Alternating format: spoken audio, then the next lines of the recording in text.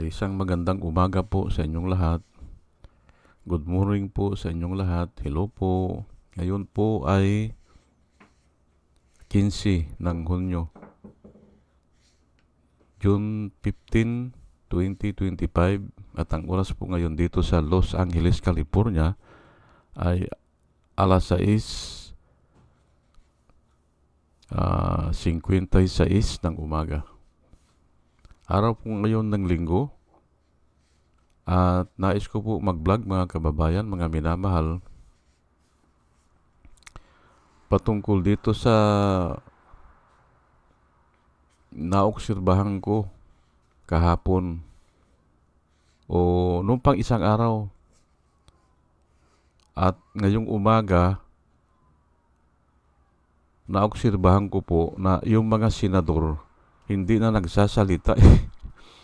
Opo, hindi na sila nagsasalita. At kahapon ang nagsalita yung spokesman nila.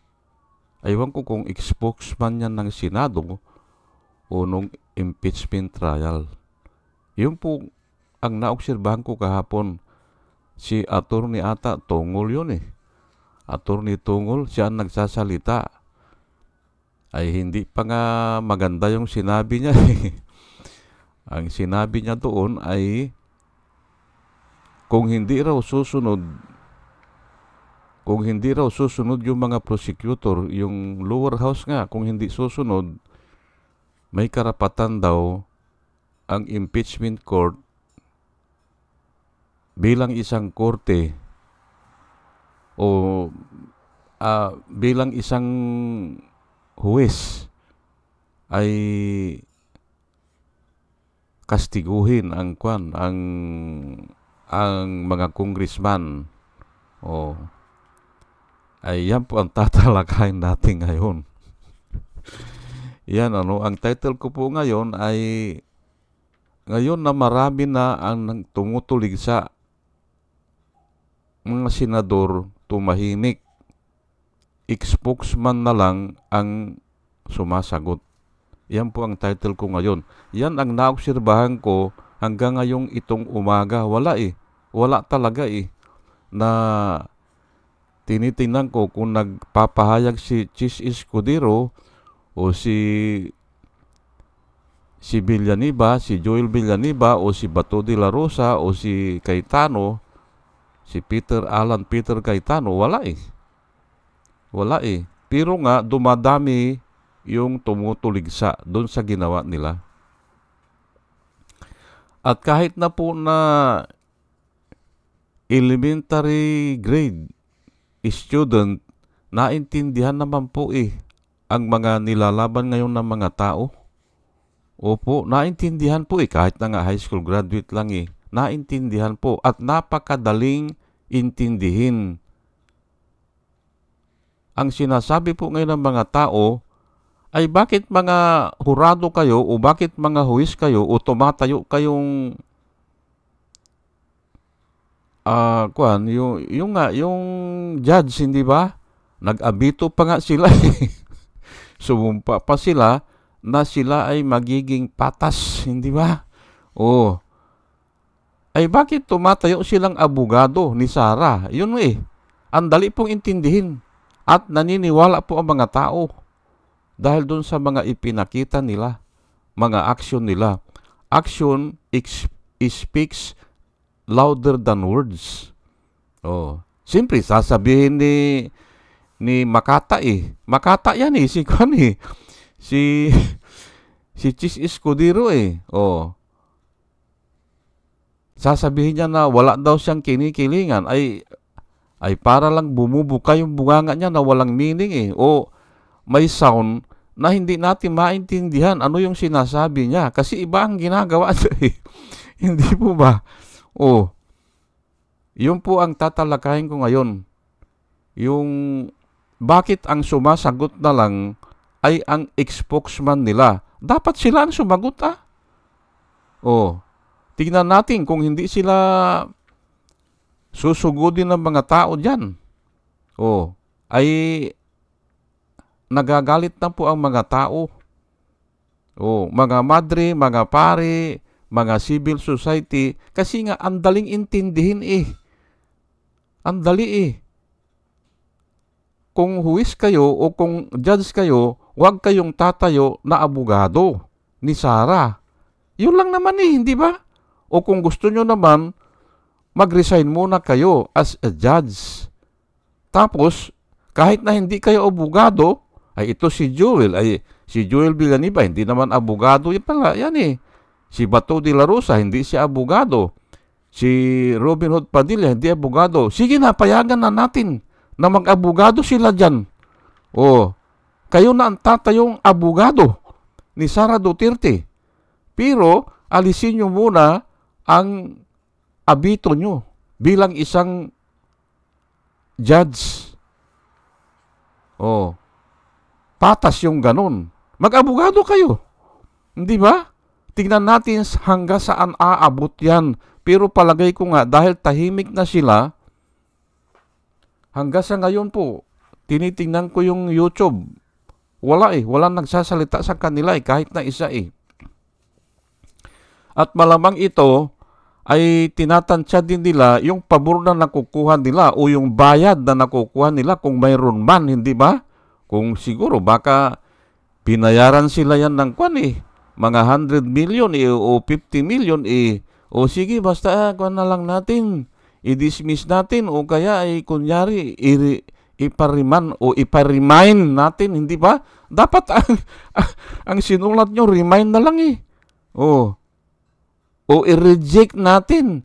Ay, ang dami pong salita Hindi matatapos po yan kung pagbibigyan natin ang lahat ng salita. Hindi ba? Yung dismiss, ayaw nila kasi nga ay simple, walang paglilitis. Tapos i-dismiss mo yan. Ay sinasabi ko nga, kahit na grade school, elementary grade school student, naiintindihan po yan Ay ngayon siguro nahihiya na sila. Kaya ang pinagsalita nila ay yung spokesman nila, si Attorney Tungol. Tunggol ba o Tunggol? Tungol. Ang alam ko, Tungol Diyan sa Pampanga, marami dyan Sa Bataan, maraming mga tungol dyan Ay, ayan na nga. Hindi ba? Yun na lang ang nagsasalita ngayon. At yung sinasabi pa ay hindi maganda. Bakit mo kakasuhan yan? Bakit mo kakasuhan ang lower house? Ay magkapantay lang kayo. Magkapantay lang po kayo. Opo. Kung pag-uusapan natin ang hindi pa kayo nagsuot ng abito. Opo. Pero pag nagsuot na kayo ng abito, mataas kayo kasi tumatayo kayong judge Pero nga, ang gusto ng mga tao, umakto kayo. Act as a judge. Hindi ba? Ay alangan naman na dalawa ang gagampanan nyo. Kayo na ang senador, kayo pa ang judge. Hindi po, mamili kayo. Kaya nga, transform ang tinatawag natin dyan, temporarily transform itself, yung Senado, into a quasi-judicial body. Yan po. Kung bagayan kay Jesus Christ, si Jesus Christ po ay nagkatawang tao. At ginampanan niya yun. Ay kayo gusto niyo gagampanan nyo ang huwis, pero nag-aabogado po kayo hindi ba? At yan nga sinasabi ko, naiintindihan po yan ng mga tao. Kaya maniniwala ang mga tao. Doon ngayon sa sinasabi ni yung incoming incoming senator ito si Lacson at saka si Soto. Ay hindi dapat yan ang ginagawa nyo, sabi niya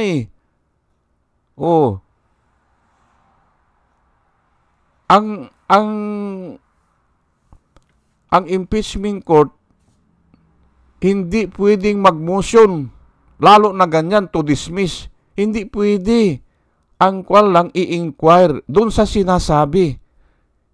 O gusto nilang maliwanagan. Yun lang. Doon sa sinasabi. Pero hindi yung gawain ng lower house. Hindi mo pwedeng questionin yung kasi gawain po nila yan eh. Marami ang nagsusumbong, hindi ba? Marami ang nagko-complain. Siyempre pag-aaralan nila yan.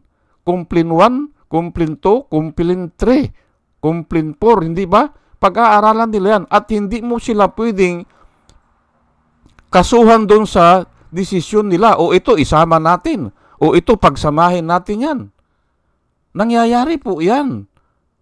O, at kung may mag-question man dyan, yung defense panel ni Sara ang mag-question dyan. O, hindi po ang judge, hindi. Kung may sinabi lang, impronto, doon sa hearing, may sinabi na hindi maintindihan, ay ano bang ibig mong sabihin dyan? Pwedeng ganon. Doon sa hearing. Pero yung gawain, kaya nga, kanya-kanya po tayong gawain eh. Kung gawain, halimbawa lang si General Torre, ang gawain niya ay dakpin, hindi ba? O, dakpin si Kwan at ibigay sa ICC. Yun ang gawain niya. O ano ang ginawa niya? O, nagpadala na siya ng mga Kwan. Nung nalaman nila na pumunta ng Hong Kong, hindi ba? Hong Kong ba yun? Pumunta ng Hong Kong si Kwan, si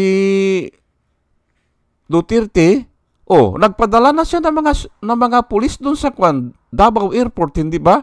At nagpadala na rin din siya dito sa Ninoy International Airport. Trabaho niya yun eh. Hindi natin pwedeng sitahin yun. Kasi trabaho niya yun eh. Yun po ang sinasabi ko dito. Ang lower house, ang trabaho nila, mamili ng mga complaint. Simple, tatanungin nila yung mga tao, paano mo nalaman yan? Sino ka ba? Sino ang testigos natin yan?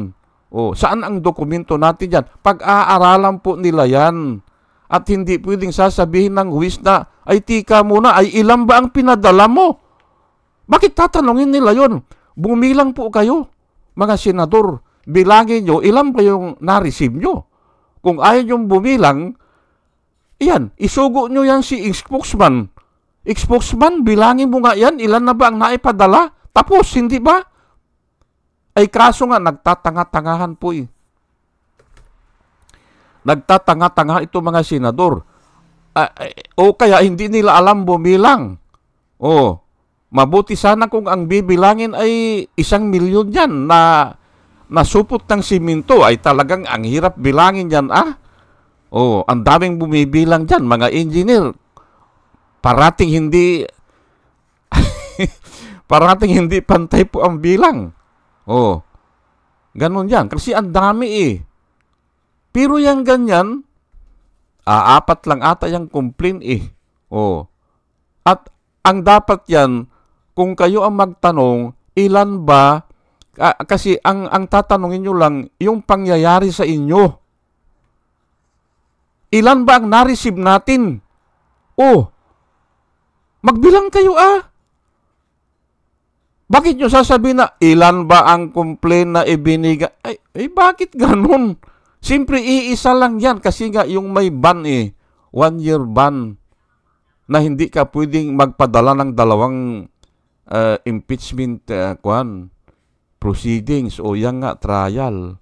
Siyempre, pag-aaralan nila yan ay nagtatanga-tanga nga lang. Kaya nga, yung mga tao nagagalit. May nabasa nga ako Para bang ang ginawa nila, pinasakay nila ng bus yung mga tao at aalis na. Hindi ba 4 na buwan hindi naman pala umalis Tapos nung 4 na buwan na ay parang sinabi nila ay tika muna ay mali yung biyahe natin. Saan ba tayo pupunta? Ay iyon, parang ganun po, hindi ba? Niloloko lang yung mga pasahero. Hindi ba? Lalakad na, sabi nila ay, sige, lalakad na, ay 4 na buwan naghihintay ang mga tao. Parang barko na lang yan. Barko. Naghihintay yung mga tao. Sumakay na yung mga tao. Ay pero pala ay hindi pala matutuloy. Oh. Dahil nga dyan sa dismissal ang inuna nila. Oh. Gusto nilang ipa-dismiss. Ay pero ay motion po yun eh. Bakit magmo-motion kayo ng ganun? Hindi ba? Unfair po Unfair po doon sa mga tao na naghihintay na gustong malaman po ang katotohanan. Oh, kaya nga ngayon, hindi na sila lumalabas, itong mga senador na ito, lalo na si Joel Villanueva. Hindi ba? Ikahihiya ka ng mga born again kung ganun ang asal mo. Hindi ba? Pati pa nga pamilya mo. Oh, isusugo mo si Amy Marcos na magsalita ng point of order, point of order, point of order. Oh, sige, sabihin mo na. Sabi niya, sabihin mo na. Oh, nakuha po kayo ng video at yung audio, dinig na dinig po. At yung mga kasamahan nyo tumatawa. May nagsalita nga po eh. Napakinggan ko kahapon yung mga reporter na madalas dyan sa dyan sa Senado. Ako po, nagtrabaho ako dyan sa Senado. Kami po ang gumawa niyan. Mahigit 1 taon ako as project management. Hinandalan ko po ang electrical dyan, As, yun nga, yung project management. Kaya kabisado ko po yung Senado. Taong 1997 ata, 1998. O 1996, 1997, ganun Senate transfer. Kami po ang project management yan. Kabisado ko po yan. Ang sabi ng reporter, hindi ba kanya galing ka na rin ng Senado? Sabi niya doon sa isang reporter, oo, naka-elevate yun na, sabi niya. Naka-elevate si kwando na, si Senate President. Sabi niya, oo, sabi nung isa. Naka-elevate. Imposible kanyang hindi niya nakikita yung galaw ng mga tao. Ay, totoo po yun. Naka-elevate po yung Senate President. Kaya nakikita niya lahat. Oh, bakit hindi niya nakikita yung nagtatawanan o isinusugo si Amy? Oh, naggumawa ng isang bagay na, naku po, babastusin yung nagsasalita. Hindi ba? I have the floor. I have the floor. Oh, sabi ni Kwan, Mr. President, I have the floor. Oo. Ay binabastos na nga eh. At yan ngayon, ay wang kulang kung lalabas pa ito si Amy dyan. Oh, kahit na binayaran na siya ng 100 milyon dyan, wala na siyang mukha na ilalabas dyan Kaya nga ngayon, hinihintay ko, ano ang masasabi nila sa mga sinasabi po ng mga tao? Wala eh. At palagay ko, padami ng padami ang magwiwilga dyan. Napakaliit lang po niya ng Senado. Napakaliit yan. Corby lang yan ng GSIS Financial Building eh. Corby. Yung iba nga dyan, hindi dyan nag-uopisina eh. Oh. Kasi hindi ma-accommodate. Ang alam ko noon eh, si Senator Magsaysay, John Magsaysay, doon kami pumupunta sa kanya doon sa PICC building.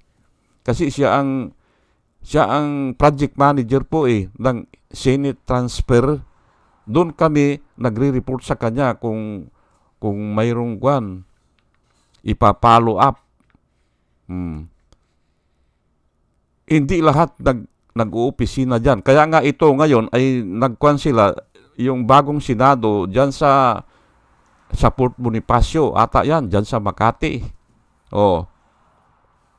Pero, ang sinasabi ko po dito ay mga kapalpakan po yung ginagawa nila eh. Kaya nga hindi nila pwedeng ipaglaban yan sa harapan ng mga tao. Yung harap-harapan talaga, mapapahiya sila. Hindi ba? Ngayon ay, sige, ibigay na natin po yung Bible verse. Bakit sinasabi ko na hindi sila magtatagumpay yan? Kasi nga wala sa kanila ang katotohanan. Wala eh. Puro ganyan lang yan. At saka kahit na binayaran sila, ipagpalagay na natin na nakakuha sila ng mga pabor. Yan lahat sila. yung 18 po. O baka yung iba ay tumatanaw lang ng utang na loob, pero pagkatapos yan, palagay ko wala na. Kasi ayaw nilang mapahiya din eh. O, ang sinasabi ni Win Gatchalian, sa bandang huli kanya, ang mananaig diyang kanya konsensya. Totoo po yan. Ang mananaig diyang konsensya, kasi nga ang konsensya nauna pang ibinigay sa atin yan eh. Ang Diyos po, binigyan tayo ng konsensya. O, nauna pa yan kisa sa batas. Ang batas ay ibinigay lang kay Moses eh. Hindi ba? Ang batas ay ibinigay kay Moses. Pero, bago nabuhay si Moses, yung mga tao nabubuhay na. O, at naandun na ang konsensya. O, hindi ba? Yan po ang nakasulat sa Biblia, hindi ba? O, man existed before Moses, but the law was given to Moses. Bakit? Ay ang dami na ngang transgression eh, di ba? Because of the transgression. O, kaya nga ang purpose lang ng batas ay to bring us to righteousness. Pero mayroon pa nung konsensya. At gumagana po yan. Gumagana po yan. Hindi po pwedeng mawala yung konsensya. Hindi pwede. Kasi ang sabi po sa Biblia, those having not the law, yung hindi nakabasa ng batas o walang alam sa batas, they will be judged according to their conscience. Ayan nga eh. Hindi ba? Kaya tama yung sabi ni Win Gatchalian, na sa bandang huli, ang mananaig dyan ay konsensya. Ay simpre ay kung ang mga tao, hindi ba, grade school student, alam yung ginagawa nila, mali eh. Paano yan? Hindi ba? John 8, verse 31. Then Jesus said to those Jews who believe in Him, if you abide in my word, you are my disciples indeed. Sabi niya. Or you are really my disciples. Sa ibang version po, And you shall know the truth, and the truth shall make you free. Ayan po. Kung ikaw ay nagtatrabaho sa truth o ikaw ay nilalakad mo ang truth, ay ang tendency niyan ay makakalaya ka sa, actually ito is slavery of sin eh. Lahat kasi tayo is slave ng sin. Opo. Pero kung ikaw ay nabubuhay sa truth o ang nilalakad mo ay truth, mas malamang makakalaya ka dun sa slavery of sin. Kumukuha sila ng pabor yan kay Duterte. Ay malaki po ang naitago na pira ni Duterte. Kaya niyang bayaran yan. Ay walang natin kung magkano yan, Pero sa bandang huli, makukonsensya rin sila. Maaring hindi na nila tanggapin o aangal na sila. Ang sasabihin nila ay tika muna, ay tapos na yan o nagkuha na kami dyan. At kaya baka sa susunod yan ay mawawala na yung mga ganon. At dahil nga din po sa public pressure, hindi ba? Kasi tama naman ang sinasabi ng mga tao eh. Gusto nyo na igalang kayong judge, hindi ba?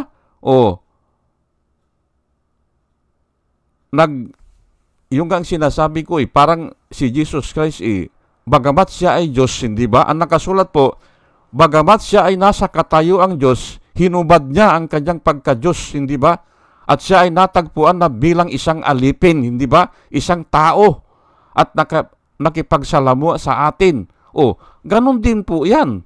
Kayo ay mga senador, pero nag-transform kayo as a judge. Ay umakto kayo. Umakto kayo na isang judge. Hindi po kayo dapat umakto na isang abogado. Abogado ni Sarah, hindi ba? Talo kayo dyan, Naiintindihan po yan ng mga kahit na bata, matanda Mayaman, mahirap, edukado o hindi edukado,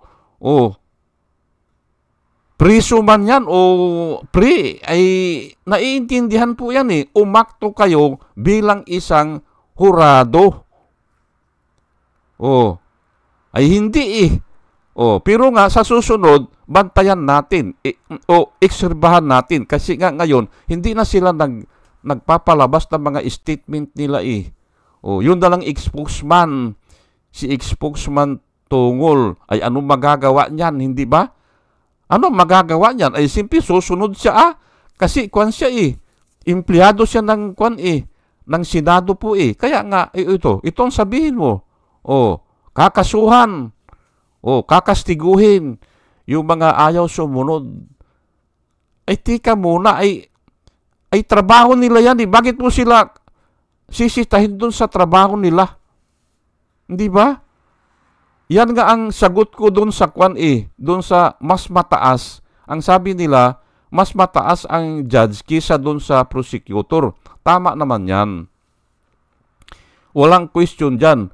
Pero, pag function mo, mas mataas ka.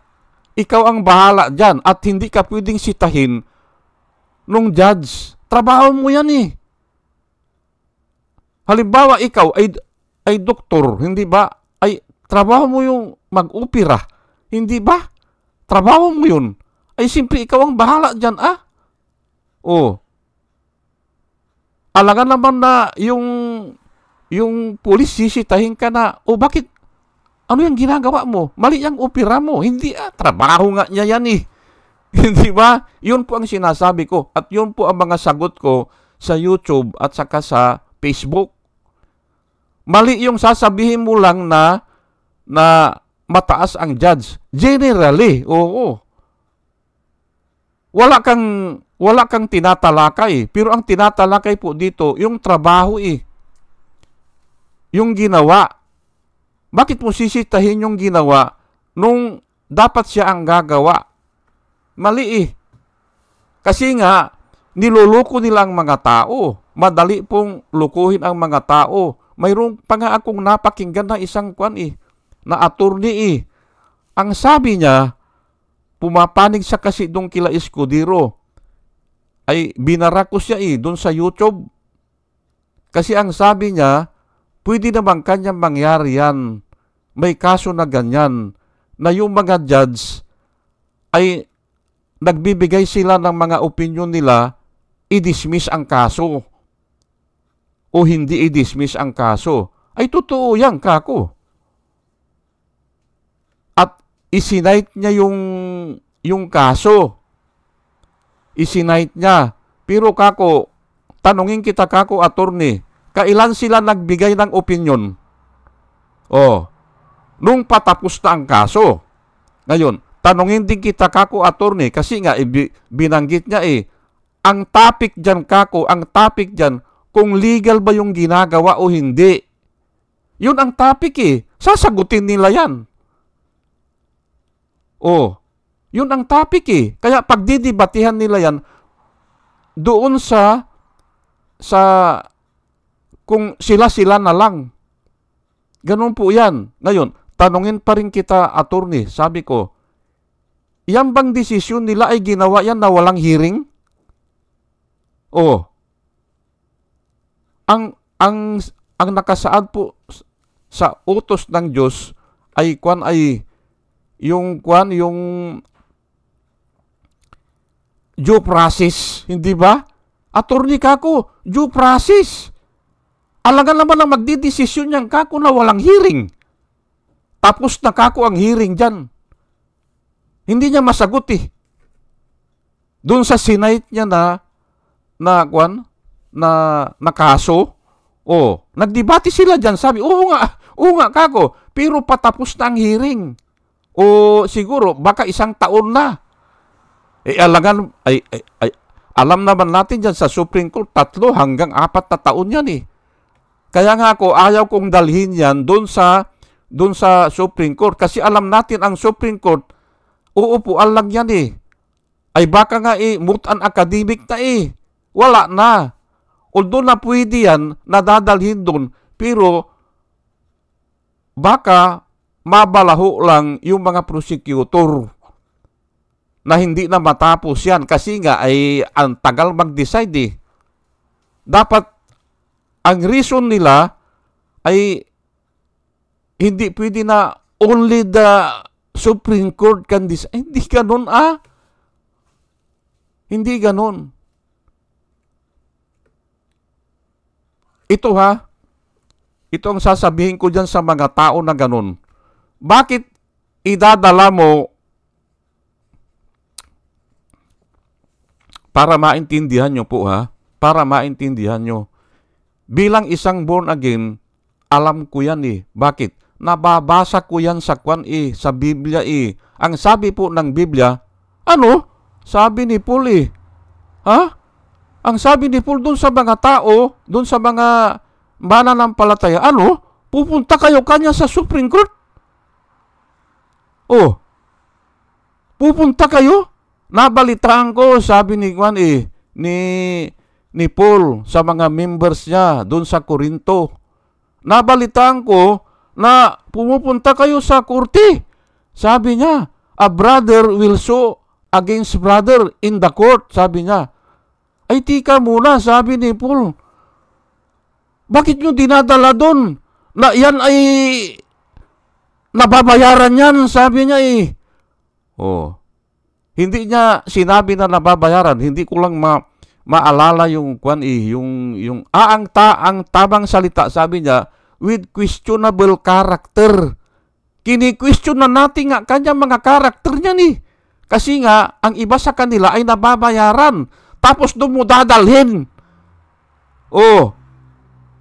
Why? Sabi niya hindi ba kayo qualified? Sabi niya hindi ba nyo madesisyonan yan, yung napakaliit na bagay na yan? Ang sabi po ni Paul napakaliit na bagay yan. Ang tinatalakay natin dito, sabi ni Paul, ay yung kaligtasan natin, makapunta tayo sa langit. Pero kung magdidimandahan kayo, dadalhin nyo sa court, na ang korte ay hindi natin ginagalang yan. Sabi ni Paul, you are completely defeated. Sabi ni Paul. Oo nga naman, dadalhin mo ang dadalhin mo ang kaso muna. Pwede na bang pagtalunan yan? Pwede na bang desisyonan yan? Bakit mo dadalhin sa korte? Yun ang sabi ni Paul, na hindi natin iginagalang yan. Hindi ganun ang pagkasalita ang pagkasabi parang questionable o least respected. Ay totoo naman, hindi ba? Ay yung lang time ay baka isang taon hindi pa na-desisyonan di panalo si Sarah, hindi ba? Panalo yung mga senador ni Sarah. Kasi nga madidili nila. Ay kaya nga doon sa konstitusyon ang nakasulat po ay forthwith or immediately or agad-agad o agaran. Nalitisin. Yan po ang trabaho ng Senado as a judge. Litisin. Hindi pwede na sasabihin na, ay tika muna, ay ilan na ba ang pinadala nyo? Magbilang po kayo. Kasi ang lower house po, nagbibilang yan. Ang mga tao, nagbibilang din yan. Ay bakit kayo, tamad kayo magbilang? Bakit? Hindi nyo ba alam bumilang? Magkakamali ba kayo ng pagbilang? Ay ilan lang yan? Nasa daliri lang yan? Ganun lang po yan. Ay yung ibang engineer ay ang hirap talaga magbilang kasi puro mali Ipabilang mo yung isang trailer na simento, hindi talaga mapiperfecto yan. Iba-ibang bilang yan. Kaya ang kuminsan ang nagbibilang na lang ay yung budigiro. Kasi nga mali-mali din yung engineer ay ang bilang niya kulang ng 5. Ang bilang naman ng isang engineer kulang din ng 10. Kaya ang nagbibilang ay budigiro. Ganun po yan yun nga the truth shall set you free. Ang sabi po ni Jesus Christ. Ngayon, John 17:17, sanctify them by your truth. Your word is truth. Ayan po ano po ang nakakapag-sanctify sa atin o nakakabanal sa atin? Yung truth. Kaya yun po ang nananalo dyan, yung truth. Lahat po ng tao naghahanap ng truth. Ngayon, John 15:3, you are already clean because of the word which I have spoken to you. Ayan po yung salita po kasi ng Diyos o ni Jesus Christ, banal po yan eh. At yun ang nakakapag-kwan sa atin, nakakapaglinis o nakakapag-sanctify o banal. Kaya yun po ang hinahanap natin. Yung katotohanan. Kasi kung nasa katotohanan tayo, ay yun nga, ang una dyan ay the truth shall set you free. Kaya hindi po mananalo ang kasamaan. Hindi na nga haharap yan eh. Kasi nabisto na sila eh. Na-check na sila eh. Na inuudyokan ni Joel Villanueva, inuudyokan niya si Amy Marcos na sabihin, para isigaw na, point of order, sige, sabihin mo na. Para lang madisrupt. Ayan po, alangan naman na i-repeat nila yan. Hindi ba? Ay pinagpipistahan na po ng kanyan, ng YouTube, hindi ba? Psalms 12 verse 6, the words of the Lord are pure words, as silver tried in a furnace of earth,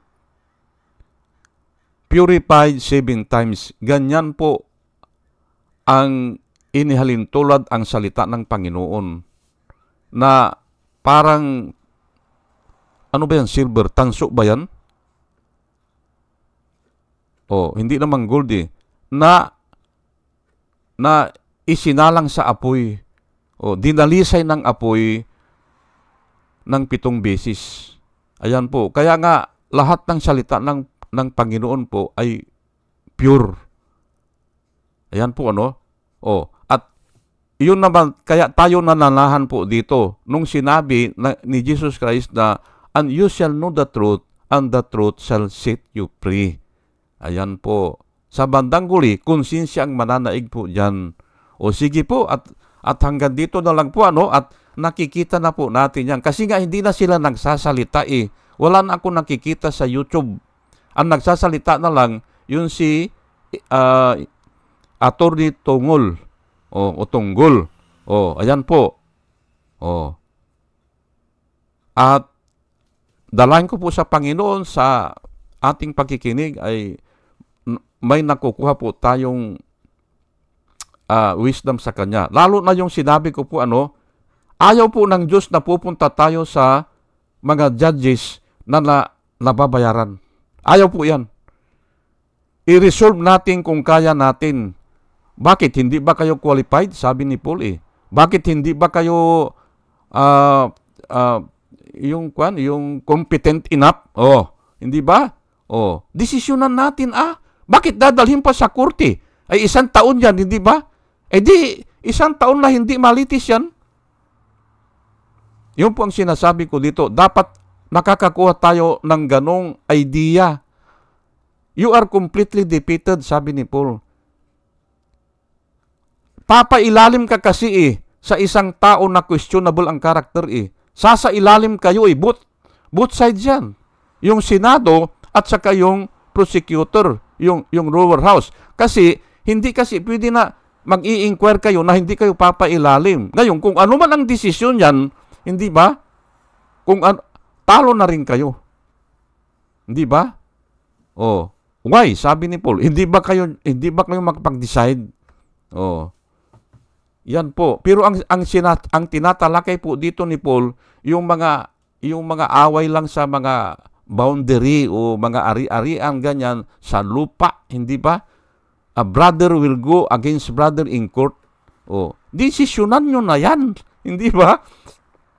Sige po at hanggang dito na lang po at mga kababayan, mga minamahal, isang magandang umaga po sa inyong lahat at salamat po sa inyong lahat. Salamat po sa inyong pakikinig. Salamat po.